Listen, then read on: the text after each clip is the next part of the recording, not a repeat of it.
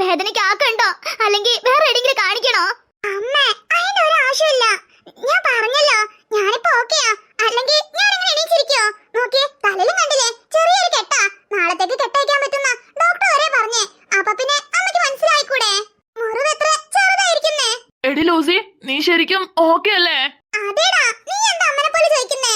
ഞാൻ ഓക്കെയാന്നേ, അതുകൊണ്ടല്ലേ ഞാൻ എണീച്ചിരുന്ന് സംസാരിക്കുന്നേ. അല്ല, ലയ എവിടെ? ലയനെ പകുതിക്ക് വിട്ടിട്ടാ ഞാൻ പോയിന്ന്. അതിനുശേഷം ഇങ്ങനെയൊക്കെ സംഭവിക്കുന്ന ഞാൻ ഒട്ടും പ്രതീക്ഷിച്ചില്ല. അല്ല അമ്മ, ചേച്ചി ഈ കാര്യം അറിഞ്ഞിട്ട് എങ്ങനെ റിയാക്ട് ചെയ്തേ? അതിന് ലയനോട് പറഞ്ഞിട്ടില്ല മക്കളെ. അല്ല, അപ്പൊ ലയ എന്നെ അന്വേഷിച്ചില്ലേ? ഞാൻ അവളോട് ഇപ്പൊ വരാന്ന് പറഞ്ഞു പോയതാ. അപ്പൊ ഞാൻ പോയിട്ട് ഇതുവരെയായിട്ടും തിരിച്ചു വന്നില്ലല്ലോ. അപ്പൊ അവൾ എന്തായാലും ചോദിച്ചു കാണല്ലോ. ഓ, അത് പിന്നെ അതിന്റെ ഇടയ്ക്ക് വേറൊരു ഇഷ്യൂ ആയി. വേറെ ഇഷ്യൂ? എന്താടാ പറയുന്നേ? ഓ, ലയന്റെ ഹസ്ബൻഡ് വന്നിട്ടെ ലയനോട് എന്തോ വർത്താനം ഉണ്ടാക്കി അവളോട് ഇപ്പൊ തന്നെ അങ്ങോട്ടേക്ക് തിരിച്ചു വരണമെന്ന് വന്നിട്ടെ അവളെ കയ്യോടെ കൂട്ടിക്കൊണ്ടേ. എന്താ പീറ്റർ പറയുന്നേ? ആടി മോളെ, പീറ്റർ പറഞ്ഞ സത്യവാ. കുറച്ചു മുന്നേ ലയ എന്നെ വിളിച്ച് എന്തോരം കരഞ്ഞെന്നറിയോ? അല്ലേലും എന്റെ മോളെ ജീവിതം ഇങ്ങനെ തൊലഞ്ഞു പോവാ കാരണം ഞാൻ ഒറ്റ ഒരുത്തിയാ. അന്നേ അവൾ സ്നേഹിച്ച പയ്യനെ അവൾ കെട്ടിച്ചു കൊടുത്തിരുന്നെങ്കിൽ ഇന്ന് ഈ അവസ്ഥ വരത്തില്ലായിരുന്നു. ഞാനാ നമ്മളെ കുടുംബത്തിന്റെ ഗൗരവം അത് ഇതെന്നൊക്കെ പറഞ്ഞ് നിന്റെ അച്ഛന്റെ വാക്ക് കേട്ട് ആ ചെറുക്കനെ അവൾക്ക് കെട്ടിച്ചു കൊടുത്തേ.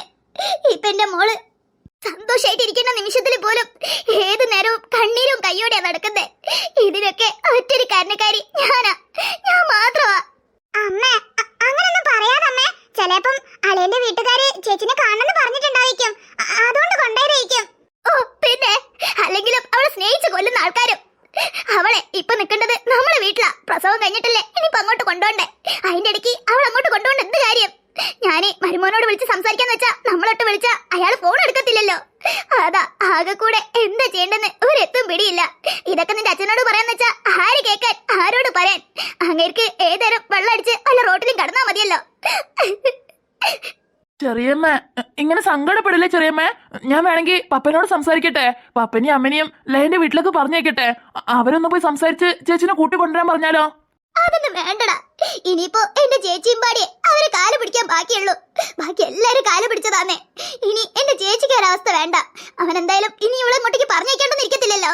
എന്തായാലും നമ്മളെ വീട്ടിലേക്ക് വരണല്ലോ. വരട്ടെ, അന്നേരം ഈ കാര്യത്തിലൊരു തീരുമാനമാക്കുന്നുണ്ട് ഞാന്.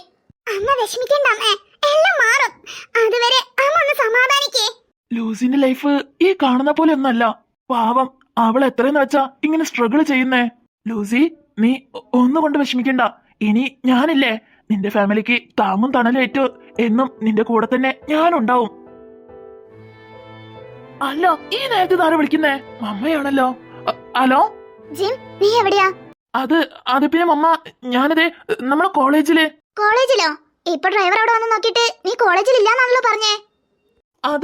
അത് പിന്നെ മമ്മ, അപ്പൊ ഞാന് കിമ്മിനെ കൂട്ടിട്ട് കോഫി കുടിക്കാൻ വേണ്ടി പുറത്തു പോയതായിരുന്നു. ഇപ്പൊ ഞാന് കോളേജിൽ തന്നെ ഉണ്ട്.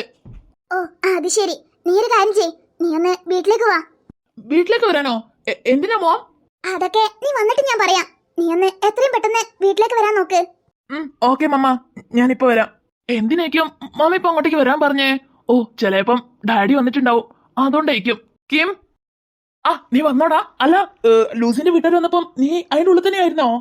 നീ പുറത്തുനിന്ന് പെട്ടെന്ന് ജിമ്മെന്ന് വിളിച്ചില്ലേ? അപ്പൊ തന്നെ അവിടുത്തെ കർട്ടന്റെ സൈഡിലോട്ട് ഞാൻ മാറി നിന്നായിരുന്നു. പിന്നെ അവരുള്ളപ്പോ ഇറങ്ങാൻ പറ്റില്ലല്ലോ. അതാ അവരെല്ലാരും സംസാരിക്കുന്ന ഗ്യാപ്പ് നോക്കി പുറത്തേക്ക് ഇറങ്ങി പോന്നേ. അല്ല, അതൊക്കെ പോട്ടെ, നീ ലൂസിനോട് സംസാരിച്ചോ? സംസാരിച്ചു എന്ന് ചോദിച്ചാ സംസാരിച്ചു. അതിനെന്തിനാടാ ഇങ്ങനെ വലിച്ചു നീട്ടി പറയുന്നേ? അല്ല, ഞാൻ സംസാരിച്ചോന്ന് വെച്ചാൽ സംസാരിച്ചു.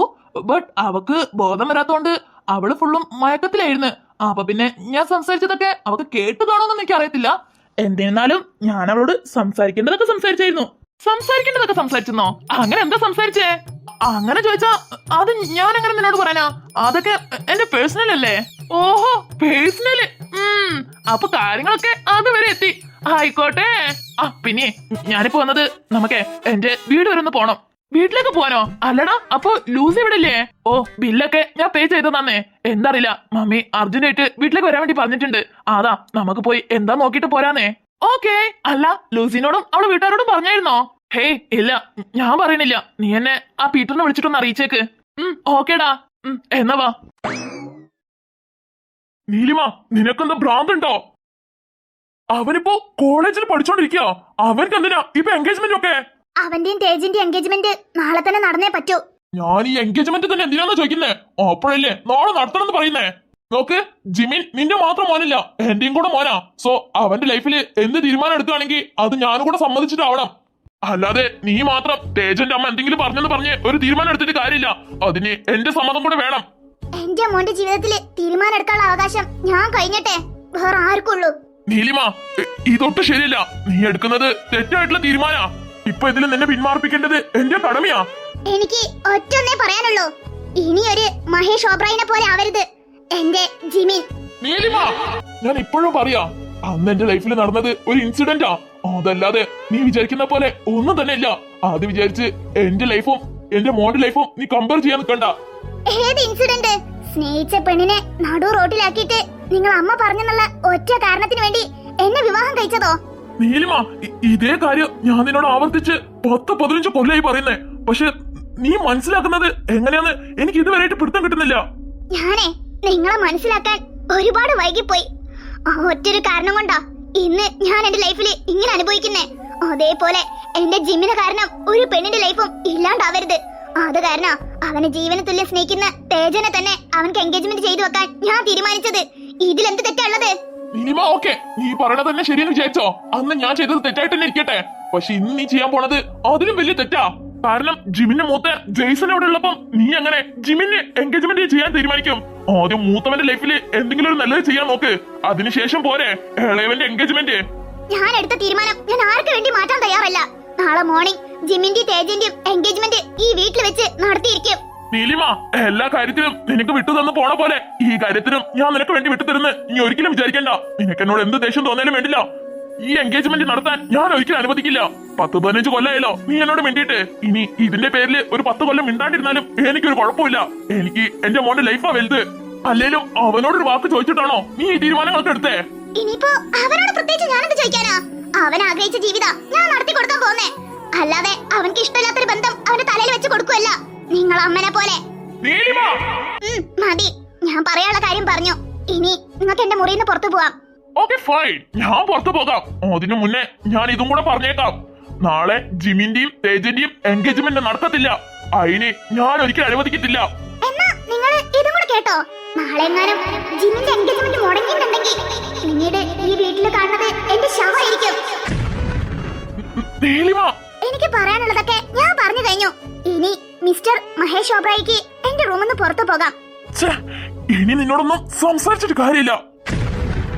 അപ്പോ ഇതിനാണോ മമ്മി എന്നോട് വീട്ടിലേക്ക് വരാൻ വേണ്ടി പറഞ്ഞേ? No, no way. ഇതിനൊരിക്കലും ഞാൻ സമ്മതിക്കത്തില്ല. അതും തേജൻ എന്നവരെ ഞാൻ എന്റെ കണ്ണില് അങ്ങനെ കണ്ടിട്ടില്ല. അങ്ങനെയുള്ളപ്പോ നാളെ എന്റെ തേജന്റെ എൻഗേജ്മെന്റ് ഇല്ല. ഇത് ഇങ്ങനെ വിട്ടാൽ ശരിയാവത്തില്ല. മമ്മിനോട് ഇപ്പൊ തന്നെ ഈ കാര്യത്തില് എനിക്ക് താല്പര്യമില്ലെന്ന് പറഞ്ഞേ പറ്റോ?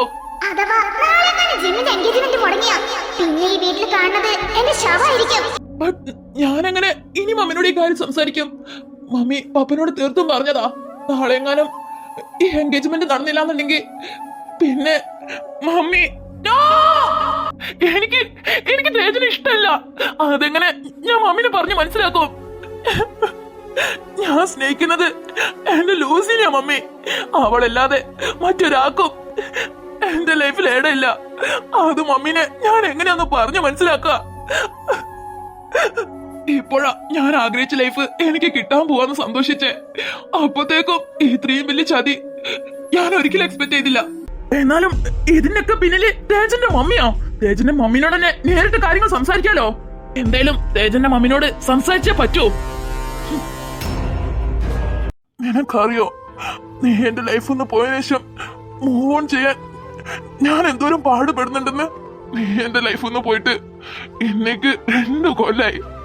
ഈ 2 കൊല്ലവും നിന്നെ മറക്കാനും പറ്റാണ്ട്, സ്നേഹിക്കാനും പറ്റാണ്ട്, വെറുക്കാനും പറ്റാണ്ട് ഞാൻ എന്റെ ഉള്ളിൽ എന്നെ ഒരുക്കി ഇല്ലാണ്ടാവുക. ഇതൊക്കെ നീ എങ്ങനെ അറിയാൻ? നീ എന്നെ വേണ്ടെന്ന് പറഞ്ഞ് വേറൊരാളെ കെട്ടി സുഖമായിട്ട് ജീവിക്കല്ലേ. അപ്പൊ പിന്നെ എന്റെ വിഷമങ്ങളും വേദനയൊക്കെ കാണാൻ ആരല്ലേ? എന്നാലും ഇന്ന് ഞാൻ എങ്ങനെ ദുഃഖിക്കേണ്ടി വരുന്ന അന്ന് ഞാൻ ഒരിക്കലും പ്രതീക്ഷിച്ചേ ഇല്ല. കാരണം ആര് തന്നെ വന്നാലും എന്നെ വിട്ട് നീ പോകത്തില്ലെന്ന് ഭൂമിയോളം വിശ്വസിച്ചിരുന്ന ആളാ ഞാന്. പക്ഷെ എല്ലാം ഒരു നിമിഷം കൊണ്ടില്ലാണ്ടായല്ലേ?